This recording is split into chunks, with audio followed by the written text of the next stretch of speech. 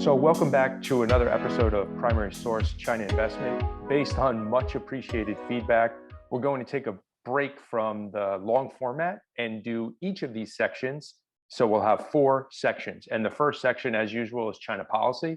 And this week specifically, we're talking about Belt and Road, the good, the bad, and the ugly.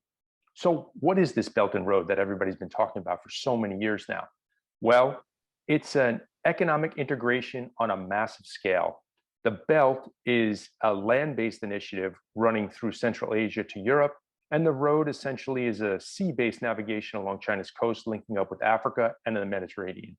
About 70 countries have signed on for infrastructure and trade agreements, and about 140 countries have signed on with MOUs. You will notice that the US and Japan have not signed on.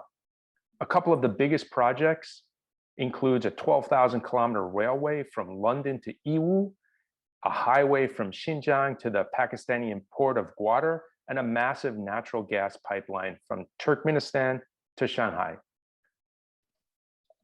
Peng.guo, what are your thoughts on Belt and Road in general, and then anything specifically? Most Belt and Road is related.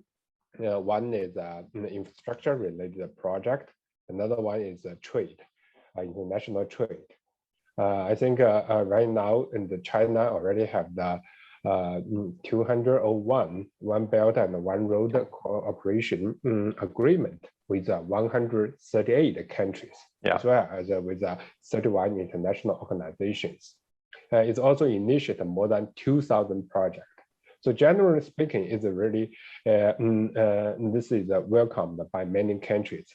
I think from the common sense perspective, China is already from a capital import country to a capital export country. So it also have very good infrastructure capabilities. So look at China's infrastructure during the past 30 years. So it's just to try to expand those capabilities to other countries and help out the other countries improve the related infrastructure. Yeah, so increase the trade route, secure energy, secure agricultural. I mean, this is not China doing this out of the goodness of their heart. It's for the goodness of China as well. I did want to mention, and it would be remiss if we didn't talk about some of the negative side effects. I mean, China would certainly prefer that these projects be financed in renminbi, but most are financed in US dollars. And US dollars have to be paid back with exports. So of China's main clients in Africa, a majority are now debt distressed or at risk of high distress. But there's no clear way that these countries are going to be able to pay off this debt.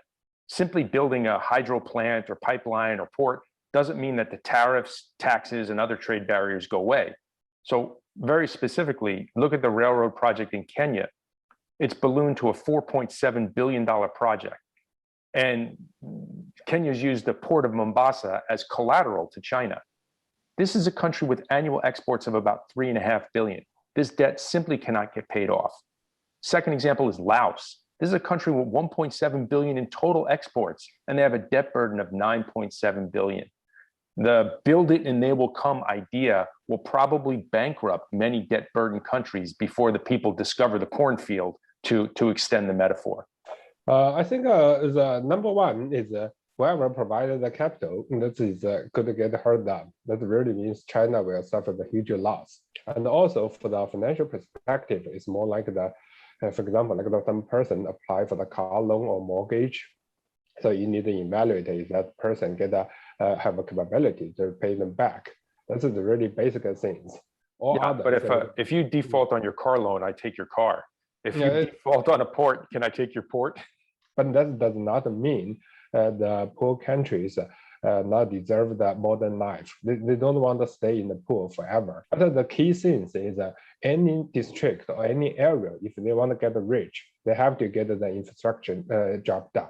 Otherwise, there's no way to export their goods, export their local product out. So that's the basic things. The countries that have the most to gain also have the most to lose, right? That's the essence of risk. Yeah, I think people need to learn from those projects.